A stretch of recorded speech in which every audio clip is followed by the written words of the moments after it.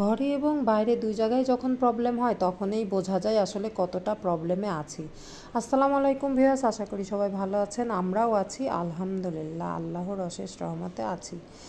যতই প্রবলেম থাকুক না কেন তারপরেও বলতে হবে আছি আলহামদুলিল্লাহ, এটাই আল্লাহর কাছে শুকরিয়া আদায়ের একমাত্র সহজ পন্থা। তো যাই হোক, এই যে আমার ল্যাপটপটা নষ্ট হয়ে গেছে, আর বাইরে এখন তো সবাই জানে রিক্সার একটা প্রবলেম চলছে, সেটা হচ্ছে অটো রিক্সা চলতে দিচ্ছে না। সেই কারণে পায়ে রিক্সাগুলোও অসম্ভব, তারা ডাবল থেকে 3 ডাবল ভাড়া চাচ্ছে, আবার পাওয়াও যাচ্ছে না। মানে তারা বসে আছে কিন্তু তারপরেও বলছে যাব না। এটা একটা মানে খুবই বড় একটা প্রবলেম।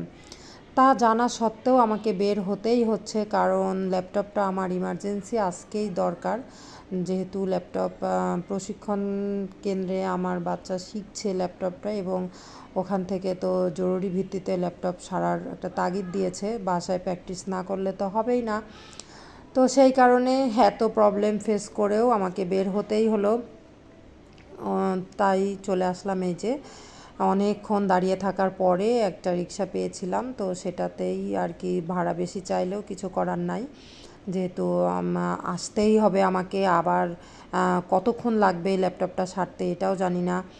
তো সন্ধ্যার আগে আবার বাসায় আসব, সেই একটা তাগিদে রিক্সা ভাড়া একটু ডাবল হলেও চলে আসতে বাধ্য হলাম।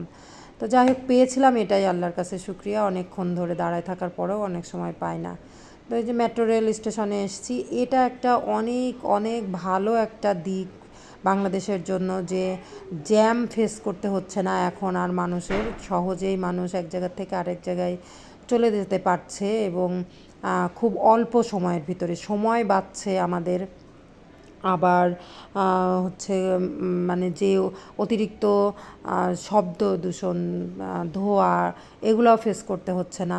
তো এটা আমি মনে করি একটা আসলেই একটা উন্নত দেশের, মানে উন্নত দেশে যেরকম দ্রুত এক জায়গা থেকে এক জায়গায় পৌঁছায় যায় মেট্রো রেলের সাহায্যে, তো আমাদেরও মানে সেইটা হয়েছে বাংলাদেশে। তো এটা একটা অনেক ভালো একটা দিক আমার কাছে, খুবই এটা, এই সার্ভিসটা অনেক অনেক ভালো লাগে। অনেক মানুষ কিন্তু স্বস্তিতে এখন অফিস আদালত করতে পারে, খুব দ্রুত এক সময়ে এক জায়গা থেকে আরেক জায়গায় যেতে পারে। তো এই যে আমরা চলে আসলাম আগারগাঁও। এইটা দেখে আমার বাচ্চা বলছে, আম্মু দেখো, ওকে যেন মনে হচ্ছে পিছন থেকে কেউ ধরে রেখেছে, টেনে ধরেছে, ও যেতে পারছে না। তো হ্যাঁ, আসলেই তাই। ওই রোবটটা অমনই করে তৈরি করা হয়েছে, ওটা অনেক ভালো লাগে দেখতে। তো চলে আসলাম এই যে ভিতরে।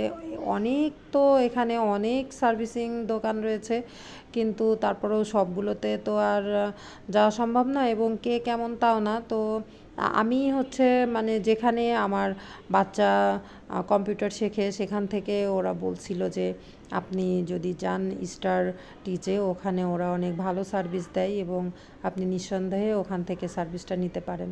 তো আমি খুঁজে খুঁজে চলে আসলাম এই যে স্টার টিচে, এবং এখান থেকে ওরা আবার ওদের যেখানে সার্ভিসিং পয়েন্ট ওইখানে নিয়ে যাচ্ছে।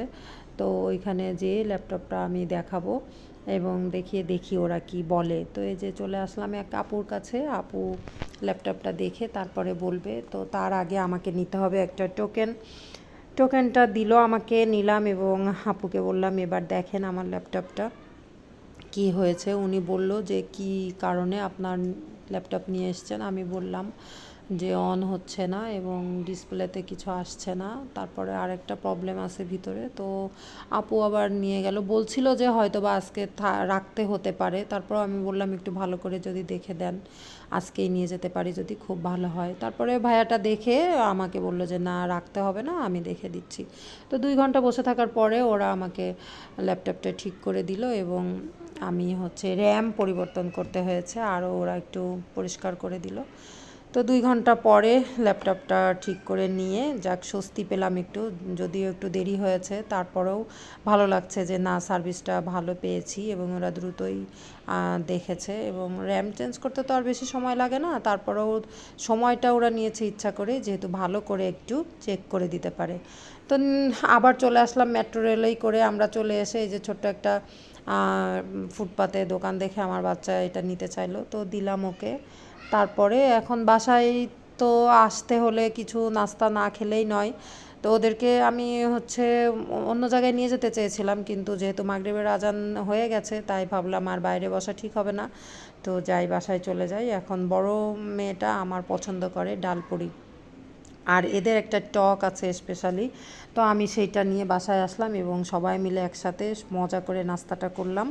তো সবাই ভালো থাকবেন, এই পর্যন্তই। আশা করি সবাই ভালো লাগলে লাইক কমেন্ট করবেন।